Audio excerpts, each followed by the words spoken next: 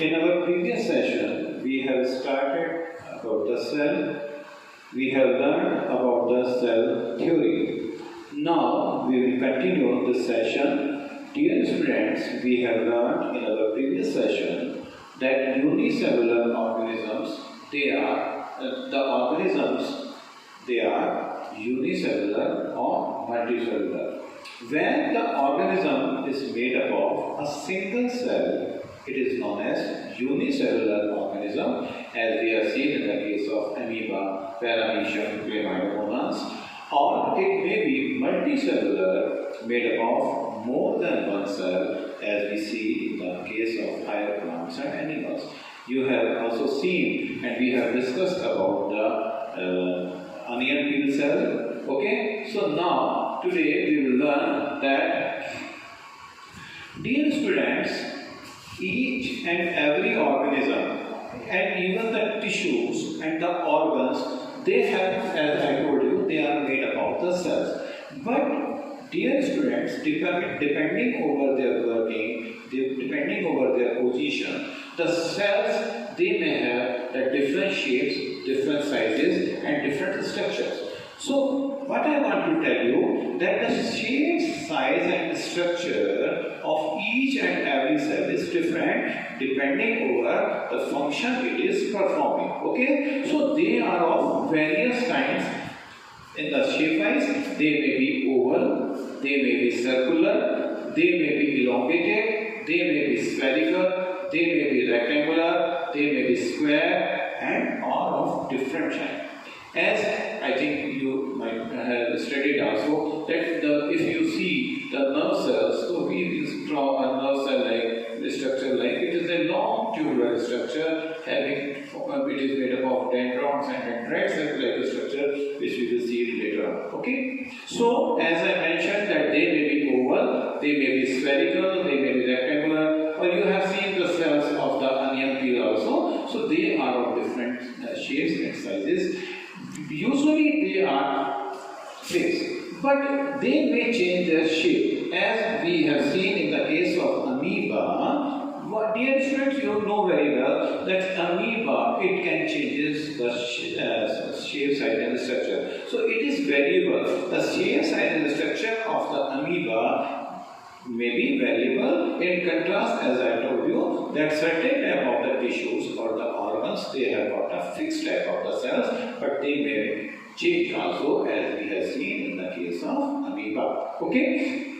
Now, as I mentioned that the shape and size of the cells may be related to the functions which they perform. Okay. Now, just I am showing you the diagram of this plant cell and animal cell. So when we see that the plant cell or the animal cell, they have got different types of the shapes. Okay. Now, what happens, dear students, that whether the organism it is unicellular or multicellular, each cell of the organism, okay, each and every cell, it is having certain organelles. Okay, so what is the basic structure of the cell? I will just tell you, but they are having a number of components known as the cell organelles, which perform varieties of the function and different type of the functions essential for the life of the plant, okay, or the organism. So you will see that any of the cell, okay, so any as I told you that in the case of multicellular organisms, they have got different type of the organs to perform different type of the functions, as it is known as division of labor. As we are having eyes to see, we are having ears to listen, we are having tongue for the taste and even to speak. Likewise, we are having heart, which is taking or for the transportation of the blood. So in the same way, different types of the functions they are performed by the different types of the cells or the tissues or the organs. So this is known as division of labor. Okay, but what happens in the case of the unicellular organisms? So as I mentioned just now, that unicellular organisms, they have got different cell organelles. You have already studied about that they have got ribosomes, they are having endoplasmic reticulums, they are having Golgi bodies, they are having the nucleus. So we will just study all these things later on. So what I want to tell you, that whether the organism is unicellular or multicellular, the cell may have a different type of the components or the organelles to perform different functions, and in the case of a multicellular organism, what happens that this division of labor is seen at the tissue level, at the organ level, means they have got different types of the cells and tissues to perform different types of the functions. Okay? Now, as I told you that a cell is to live and to functions of their organelle. A cell is to live and its function of these organelles, and these organelles together constitute the cell, the basic unit of life. So what is the basic unit of life, dear students? That what is the sum of the cell? Cell means cell itself. And how cell sustain itself? We just learned that a cell have got different type of the organelles, and the function of these organelles, these totally coordinate the cell to sustain the life or to remain alive, and thus we say that a cell along with its components, its organelles, is the basic unit of life. Okay? Now, we will deal this thing just a bit later also. So, now, what is the structure of the cell? Okay? So, we will learn basically what is a cell. So, as I have shown you the diagram of a cell, then a cell, it consists of, it is having an outer boundary. So, any of the cell, whether it is a plant cell or an animal cell, the boundary or the wall of that is known as plasma membrane. It is the plasma membrane. Okay? And every cell, as you have seen in the case of the onion peel also, almost in the center we see a dense colored particle, dot-like structure. It is known as the nucleus. And what we see inside this periphery of this plasma membrane, we see a liquid filled mass having a number of organelles performing different functions. So it is known as the cytoplasm. So what is the basic structure of the cell? Any cell, whether it is a plant cell or animal cell, we will see a number of different things in the plant cells. What are the differences between the plant cell and animal cell? But any typical cell, dear students, I just have mentioned you, it is made up of three things: the plasma membrane or the cell membrane, it is having a nucleus and a cytoplasm. Okay, so today we will cover all these three things. So first of all, I will tell you about the possible. Dear students, the outer covering of any cell, whether it is a plant cell or animal cell, it is known as plasma membrane or cell membrane. It is the outermost layer or the covering of the cell. Okay, it is the outermost covering of the cell.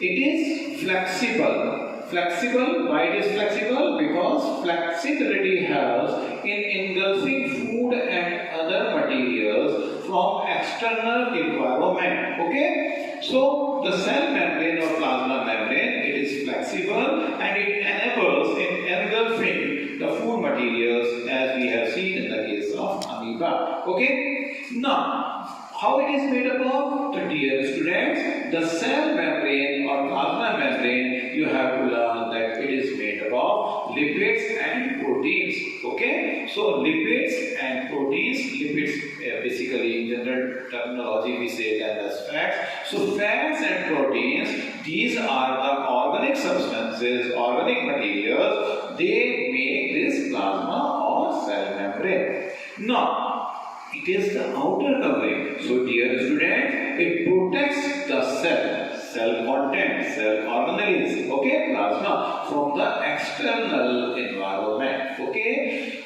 so later on what we see, that it is selectively permeable. What is the meaning of permeable? Means it allows the materials to come and go. But what is the meaning of selectively permeable?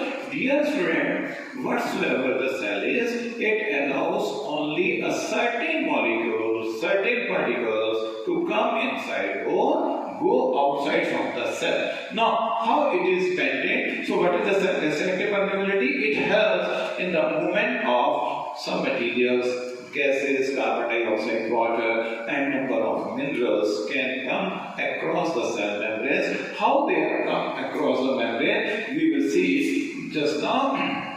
Now, what happens here, friends?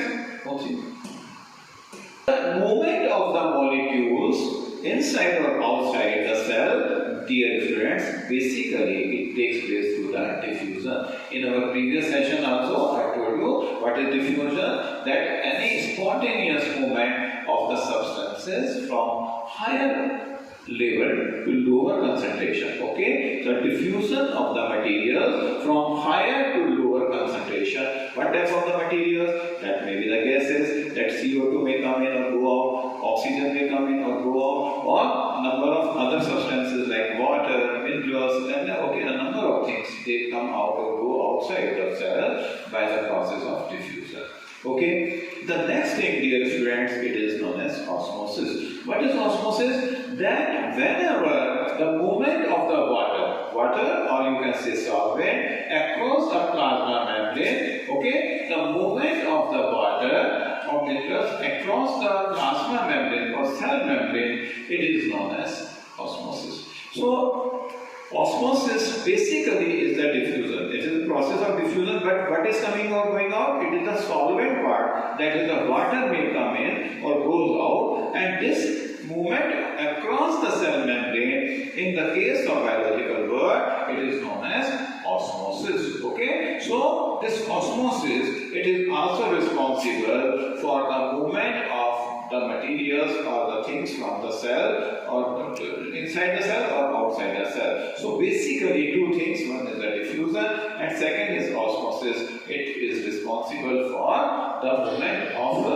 the substances. Okay, so why? So dear students, I will just tell you that basically any type of the solutions, when you learn about the solutions, dear students, so we see that there are three types of the solutions: hypertonic solution, hypotonic solution, and isotonic solution.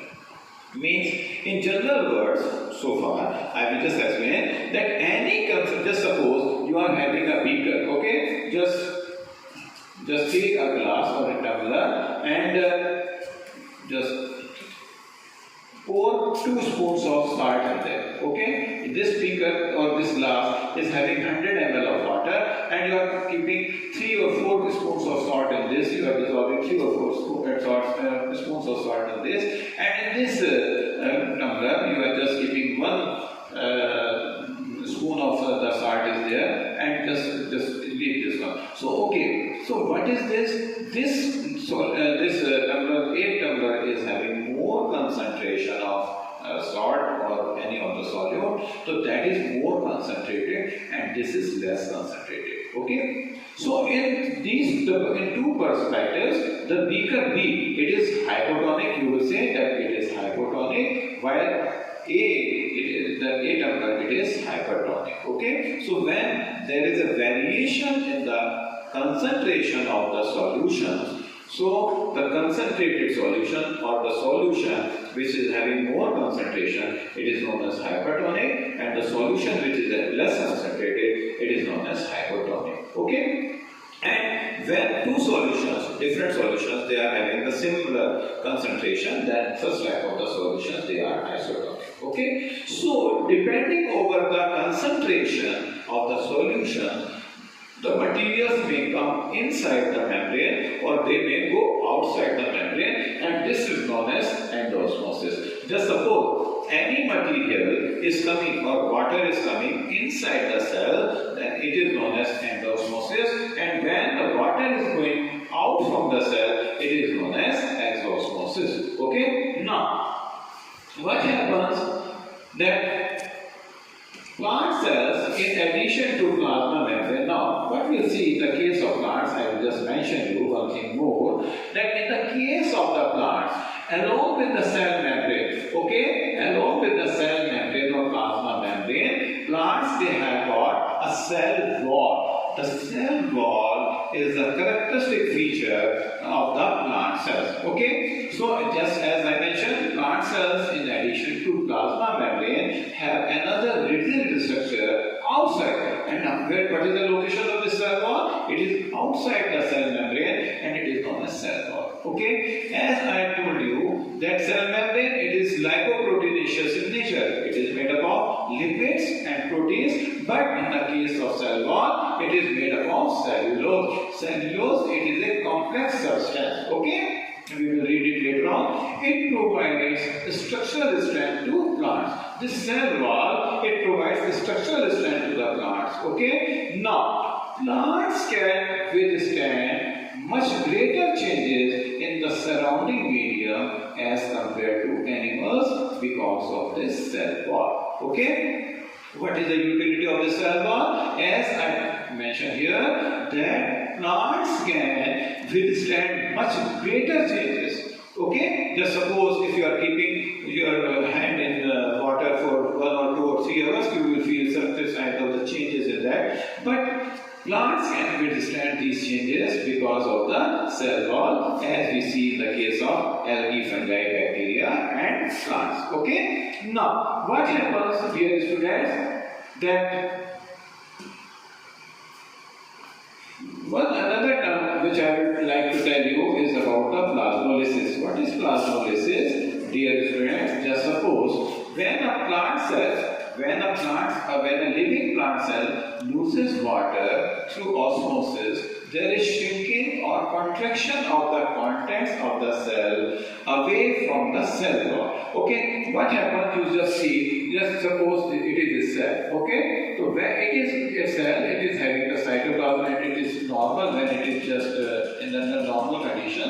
Just suppose if we leave it out for some time, so what we will see, dear student, that there is a change in the structure shape of the cell. What happens is that all of the cytoplasmic mass, it will condense, it comes away from this cell wall, and this coming or concentration of accumulation of the cytoplasm in the center of the cell, it is known as plasmolysis. Okay, we can demonstrate it with a simple experiment as I just told you. So in this way, so this is a general term. You might have also seen, dear students, just suppose if you are not watering your pots for 2 or 3 days, your plants, they wilt, they become shrink, and again if you water them, they regain their normal shapes and structure. So this is the plasmolysis. Okay, now what happens, dear student?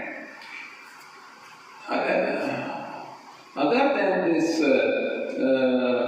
plasma membrane, inside the plasma membrane, you will see that there is a nucleus.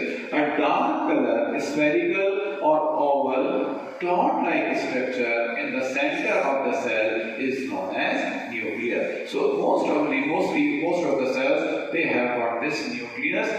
Now, what is the characteristic of this nucleus? That it has got a double layered covering. So, nuclear membrane, the covering of this nucleus is known as nuclear membrane, and it is double layered and having pores for the transfer of the material. So, they are having pores.